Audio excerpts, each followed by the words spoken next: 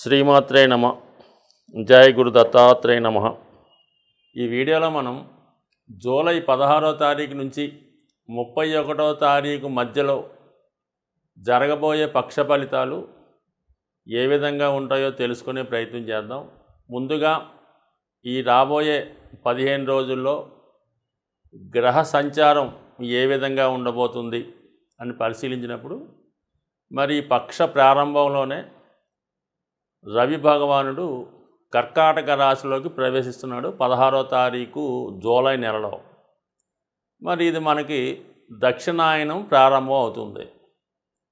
So ఇది ఒక విధంగా రవి యొక్క తన దిక్కు మార్చుకొని మరి వేరే దక్షిణాయనం అంతా కూడా ఈ విధంగా ఈ రాబోయే 6 రాశుల్లో కూడా ప్రయాణించడం జరుగుతూ ఉంటుంది. రేపు మళ్ళా జనవరి 15-16లో వచ్చే ఉత్తరాయణం వరకు కూడా రవి దక్షిణాయనంలో సంచరిస్తుంటాడు. ఇది స్త్రీ దేవత ఆరాధనకి చాలా అనుకూలమైనటువంటి సమయం. అలాగే మరి యాజిటీజ్గా కుజగ్రహం గురుగ్రహం కలిసి వృషభ రాశిలో సంచరిస్తున్నారు. ఈ రెండు మిత్రగ్రహాలు అవటం వల్ల మరి వృషభ రాశికి సంబంధించినటువంటి ధనభావం కాబట్టి మరి ధనం యొక్క రొటేషన్ ఎక్కువగా పెరగడం జరుగుతూ ఉంటుంది. ప్రజలకి ఎక్కువగా ఖర్చు పెట్టే శక్తి కలిగే అవకాశం ఉంటుంది. అలాగే ఇంచుమించుగా ఈ 16వ తారీఖు నుంచి 31 వరకు కూడా రవి శుక్రులు ఇద్దరు కూడా కర్కాటక రాశి అందే సంచరించడం జరుగుతూ ఉంటుంది. సో ఈ విధంగా శుక్రుడు రవి కలిసి సంచరించడం అనేది ఒక విధంగా ఇది కూడా స్త్రీలకి హోదా పెరుగుతుంది, గౌరవప్రదమైన స్థితి రావడం జరుగుతూ ఉంటుంది. బుధుడు ఇంచుమించుగా మనకి జూలై 19వ తారీఖున సింహరాశిలో ప్రవేశిస్తాడు. సో అలాగే కేతువు కన్యారాశిలో సంచరిస్తూ హస్తా నక్షత్రం మీదకి రావడం జరిగింది.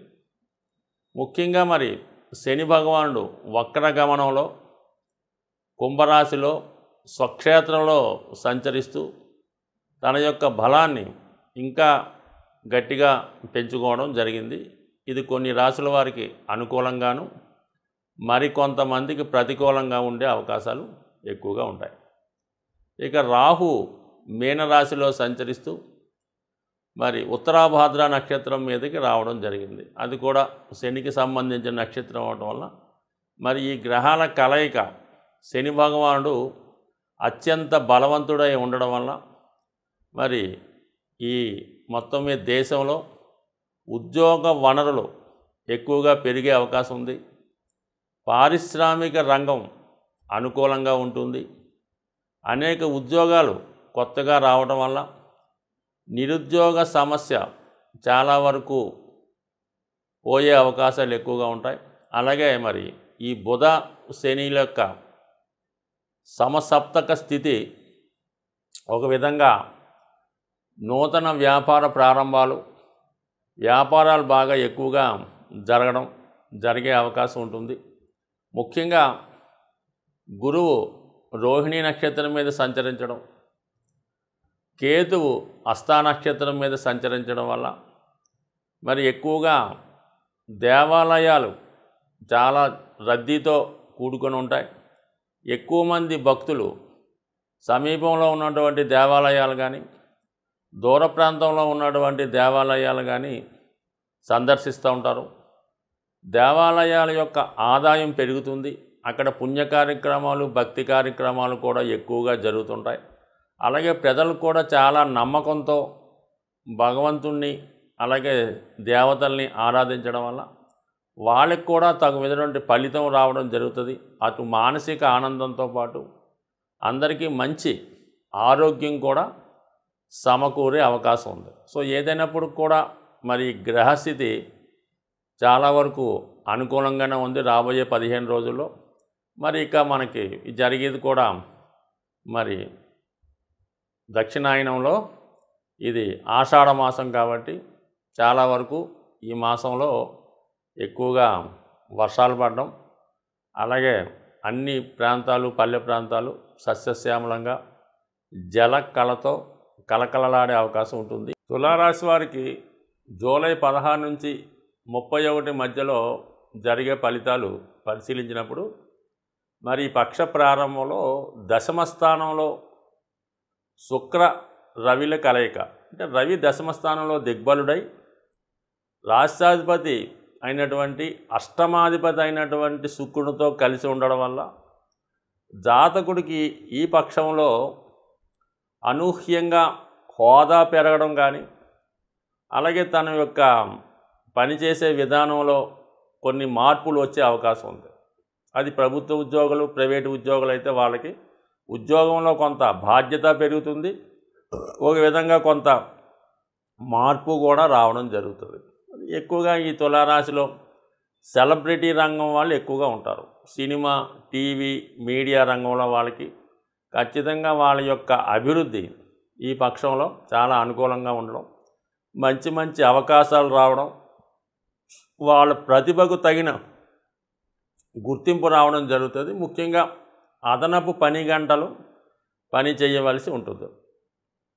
అలాగే ఈ రాశిలో ఉన్నటువంటి స్త్రీలకు కూడా చాలా మంచి అనుకూలమైనటువంటి ఫలితాలు రావడం జరుగుతుంది. వాళ్ళ వ్యక్తిగత హోదా పెరుగుతుంది.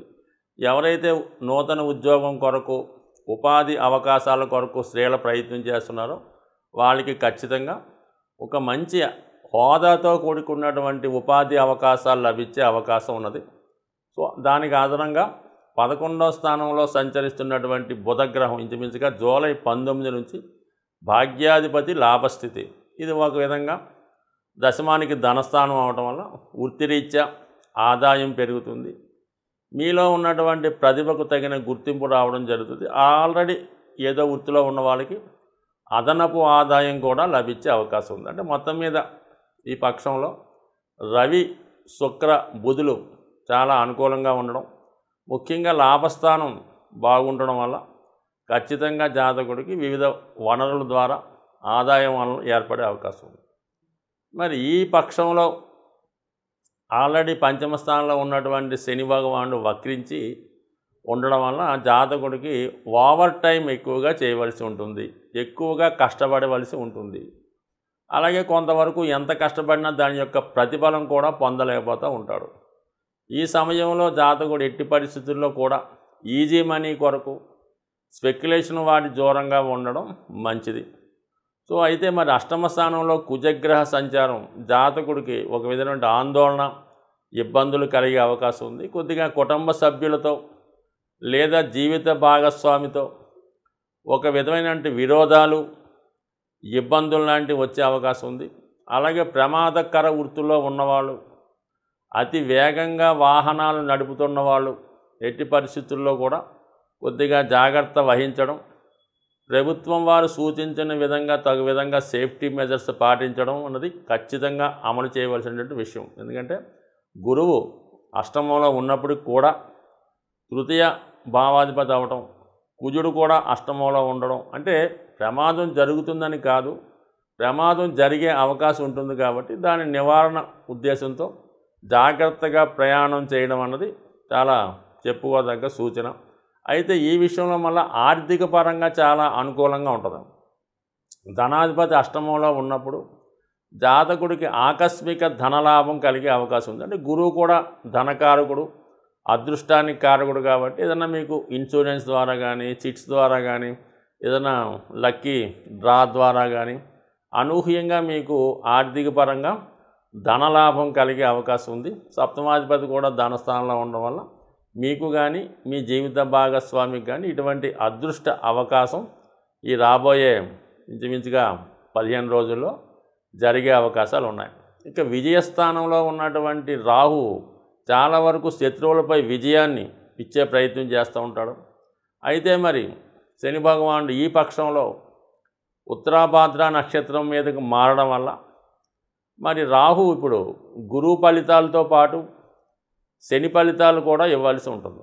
అంటే శని మీకు 5, 4 స్థానాలు, గురువు 8వ స్థానం. కాబట్టి ఉద్యోగంలో అనుకోకుండా కొన్ని మార్పులు రావచ్చు. కొంతమందికి పదవి ఏదైనా ఇబ్బంది కలగడం కానీ, పదవి పోవడం కానీ, సెలవు పెట్టడం కానీ, కొద్దిగా అపవాది కానీ, అది ప్రభుత్వ ఉద్యోగులు కానీ, ప్రైవేట్ సంస్థల్లో ఉన్న వాళ్ళకి కానీ, వ్యక్తిగత వృత్తిలో ఉన్న వాళ్ళకి ఒక విధంగా వృత్తిలో ఆశాభంగం, కొద్ది నిరాశ, నిస్పృహ కలగడం, చాలా అసహనానికి గురవడం జరిగే అవకాశం ఉంది. కొద్దిగా అవమానానికి కూడా జరిగే అవకాశం ఉంది. కాబట్టి సాధ్యమైనంత వరకు మరి జాతకులు వృత్తి సంబంధించిన విషయంలో చాలా సహనంగా ఉండాలి. ప్రయాణాలు చేస్తున్నప్పుడు కానీ ఎవరితోన్నా ఘర్షణ పడినప్పుడు కానీ జాగ్రత్తగా వ్యవహరించడం మంచిది. బట్ ఏదైనప్పుడు కూడా జాతకుడికి మరి ఈ పక్షంలో ఆర్థికపరమైన సక్సెస్ అనుకూలంగా ఉంది. వృత్తిలో అభివృద్ధి ఇబ్బంది అన్నది జాతకుడు గతంలో చేయనటువంటి పరిస్థితిని బట్టి ఉంటుంది. కానీ ఎక్కువ పని భారం మాత్రం పడే అవకాశం ఉంది. కానీ శత్రువులు మాత్రం మీరు తరచూ గమనిస్తూ ఉండాలి. ఎట్టి పరిస్థితుల్లో కూడా మీలో ఉన్నటువంటి బలహీనతలు ఇతరుల వద్ద చర్చించడం వల్ల అవే మీకు ఇబ్బందిగా మారే అవకాశం ఉంటుంది. మరి ముఖ్యంగా ఈ పక్షంలో వస్తున్నటువంటి పండగలు అంటే ఇవి కేవలం పండగలే కాకుండా ఇవి జాతకుని యొక్క రెగ్యులర్గా వస్తున్నటువంటి సమస్యల నుంచి బయటపడే విధంగా ప్రతి నెల కొన్ని వస్తుంటాయి. అందులో మహాశివరాత్రి, సంకష్టాల చతుర్థి, ఏకాదశులు ఇవన్నీ ప్రతి నెల వస్తుంటాయి. అయితే ఇప్పుడు ఈ నెలలో ప్రత్యేకంగా మనకి జూలై 21వ తారీఖున గురు పౌర్ణమి రాబోతుంది. అంటే ఇది కేవలం గురువు యొక్క అనుగ్రహం కోసం, అంటే గురువుల యొక్క అనుగ్రహం కోసం ఆ రోజు మీకు ఇష్టమైనటువంటి గురువు దేవాలయాన్ని దర్శించుకోండి. అలా కాకుండా మీకు ఎవరైతే విద్య నేర్పారో లేదా పని నేర్పారో లేదా బ్రతుకు తెరువు కోసం మీకు ఒక మార్గాన్ని చూపించారో వాళ్ళ దగ్గరికి దర్శించి తగు విధంగా వాళ్ళకి ఏదన్నా ఫలమో పుష్పమో మీకు వీలుంటే వాళ్ళకి బట్టలు ఇవ్వటమో ఆ విధంగా ఈ గురు పౌర్ణమి రోజు చేయడం వల్ల, అలాగే మీరు దాంతోపాటు కూడా ఒక దేవాలయం దర్శించి విధి విధానంగా ఆ రోజు నియమంగా ఉండడం వల్ల గురువు యొక్క అనుగ్రహం, అంటే గురువు దత్తాత్రేయ స్వరూపం. అటువంటి దత్తాత్రేయుడు తలుచుకుంటే ఏదన్నా చేయగలరు. అది గురువు రూపంలో మీకు లభించడం జరుగుతూ ఉంటుంది. అంటే గురు పౌర్ణమి రోజు ఆ గురువుని సేవించడం వల్ల ఖచ్చితంగా మీకు ఆ దత్తుని అనుగ్రహం వల్ల ధనం, ఆరోగ్యం, ఐశ్వర్యం ఇవన్నీ కూడా లభించే అవకాశం ఉంది. అంటే గురువు ఖచ్చితంగా తను సత్కరించిన వాళ్ళను, తన శిష్యులను మంచి మనసుతో ఆశీర్వదించినప్పుడు ఖచ్చితంగా అది మీకు జరుగుతూ ఉంటుంది. అయితే గురువు మంచివాడా, చెడ్డవాడా, మందు తాగుతాడా, సిగరెట్ కాలుతాడా, ఇవన్నీ మీరు పట్టించుకోకండి. కేవలం మీరు గురువుని మాత్రమే చూడండి. ఆ గురువుని గురువుగా సత్కరిస్తే కంపల్సరీగా మీకు ఒక మంచి మార్గం కలిగి న్యాయమైన బద్ధంలో మీరు అభివృద్ధి చెందే అవకాశం ఉంటుంది. అలాగే మరి ఇదే నెల 24వ తారీఖున సంకష్టహర చతుర్థి, అంటే సాధారణంగా పౌర్ణమి వెళ్ళిన 4వ రోజు వస్తుంటుంది కదా, మరి అది విఘ్నేశ్వరుడు సంబంధించినది. అలాగే జ్యోతిష్ శాస్త్రాన్ని ఎవరైతే సంపూర్ణంగా నమ్ముతారో, మరి జ్యోతిష్ శాస్త్రం మొత్తం ఈ పార్వతీ పరమేశ్వరుల అనుగ్రహంతో ఈ మానవాళికి లభించడం జరిగింది. వాళ్ళు మాట్లాడుకున్నటువంటి మాటలే నందీశ్వరుడి ద్వారా ఋషులు తెలుసుకొని ఈ శాస్త్రాన్ని రాయడం జరిగింది. అటువంటి శాస్త్రాల మీద, నవగ్రహాల మీద విఘ్నేశ్వరుడికి ఆధిపత్యం ఇవ్వడం జరిగింది. ప్రతి పనికి మనం ముందు వినాయకుడిని పూజించి ప్రారంభించుకుంటే ఓకే, కానీ ప్రతి పనికి అలా చేయలేం. కాబట్టి ఎవరైతే ప్రతి పనిలో ఇబ్బంది పడుతున్నారో, అభివృద్ధి ఆగిపోయిందో, ఆర్థిక పరంగా ఇబ్బంది పడుతున్నారో, ఉద్యోగపరంగా నష్టపోతున్నారో వాళ్ళందరూ కూడా సంకష్టహర చతుర్థి విధి విధానంగా చేసుకోవడం వల్ల, దగ్గరలో ఉన్నటువంటి దేవాలయంలో దర్శించి ఆ వినాయకుడికి పూజ చేసుకోవడం వల్ల జరుగుతుంది. ముఖ్యంగా ఇప్పుడు ఇది ముఖ్యంగా కేతువు కన్యా రాశిలో ఉన్నాడు. అంటే ఏదన్నా కన్యా, మిథున రాశుల్లో కేతువు కానీ కుజుడు కానీ ఉన్నప్పుడు వారి జన్మజాతకంలో ఖచ్చితంగా ప్రతి పని మధ్యలో అయిపోతుంటుంది. అటువంటి వాళ్ళు ఈ విఘ్నేశ్వరుని సంకష్టాల చతుర్థి రోజు పూజ చేయడం వల్ల వారి అడ్డంకులు తొలగి ప్రతి పని మరి ఏ అడ్డంకి లేకుండా ముందుకెళ్ళే అవకాశం ఉంటుంది. ఈ విధంగా మీరు ఈ నెలలో వచ్చే పర్వదినాలు పాటించి మరి ఆ దైవ కృపకి అనుగ్రహానికి పాత్రులు అవుతారని ఆశిస్తూ జై శ్రీమన్నారాయణ.